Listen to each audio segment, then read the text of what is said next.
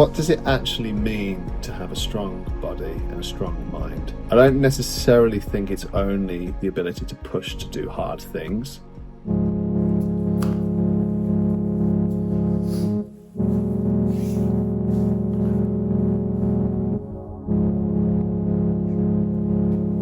I think to have a strong mind also might be to be in tune with your body when it needs rest.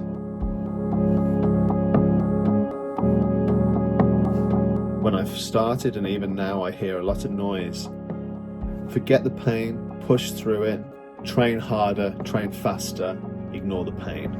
This message was everywhere, subtly and in an obvious way. While this could get you through some really tough sessions, I don't believe it's always the mindset that helps me get to where I want to get to. If I start to feel what could be the start of an injury, am I willing to push through this training session with the understanding that I could be dealing with this injury for months?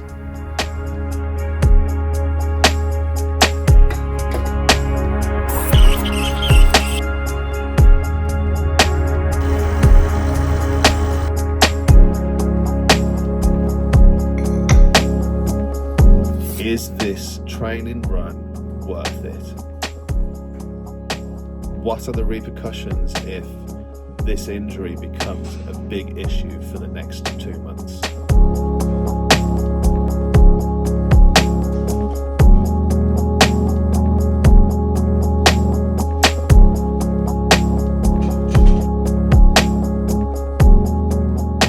When you're in a race, you're pushing for it and you're in that moment that you've been working at for months and months and months, maybe even a year, I can absolutely see the benefit of just getting yourself to that finish line no matter what. Crossing the finish line, get through the pain, enjoy that end, and then allow your body to recover. But during your training, you're building your body up to the point where it can cope with a goal that you have set for yourself.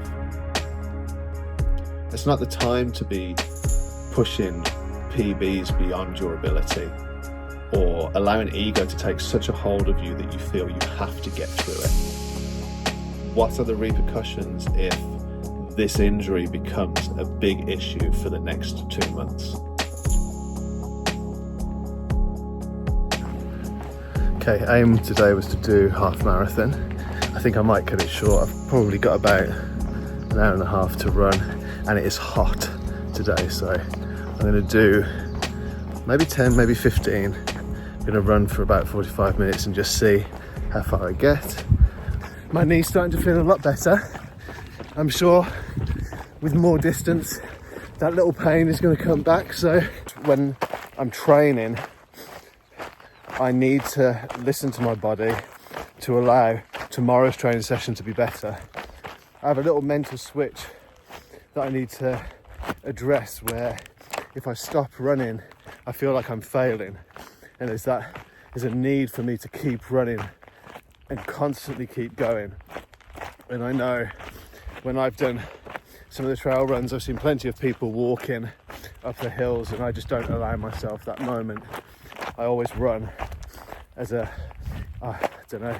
ego thing, a determination thing, just a will to say that I managed to run the whole thing. I suppose that's the same as ego.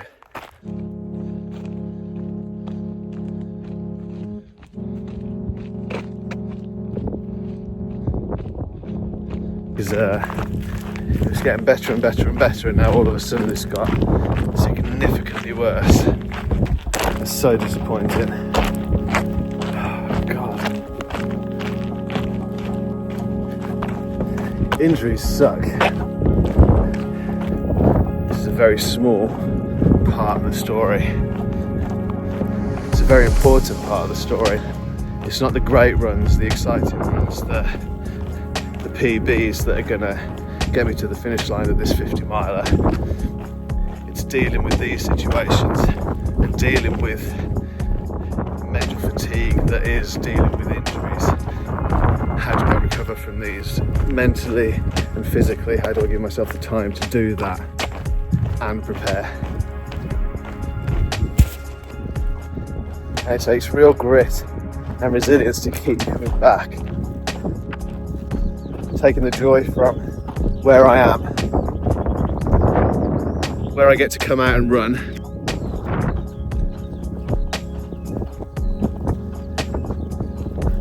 Here we go again.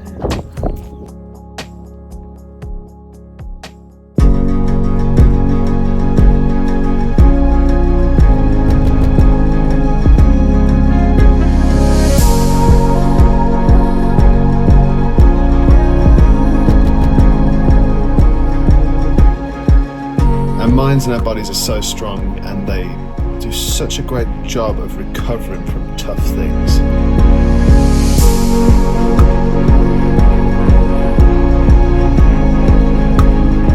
They can work against each other and they can work in harmony. And getting the two working in harmony is such a huge step for gaining momentum towards something that you've never done before, or that's scary, or that you feel you can't do.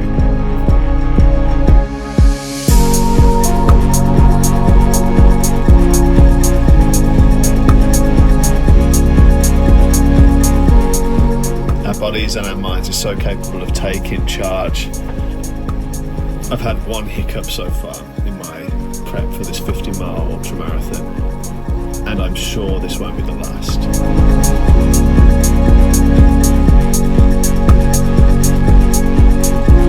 But for now, I can be grateful that my body and my mind have allowed me to regroup, take the recovery that I need, and start pushing forward again. It's been a really big lesson in understanding as injuries occur that I have to be prepared to slow down and allow that recovery to happen. It's truly my body saying, you've pushed too hard, we're going to pull you back, and you need to listen to this, otherwise you're going to cause serious damage.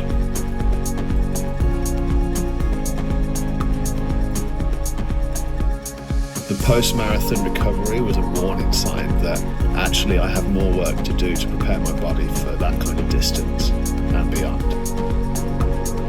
But I'm going to be ready.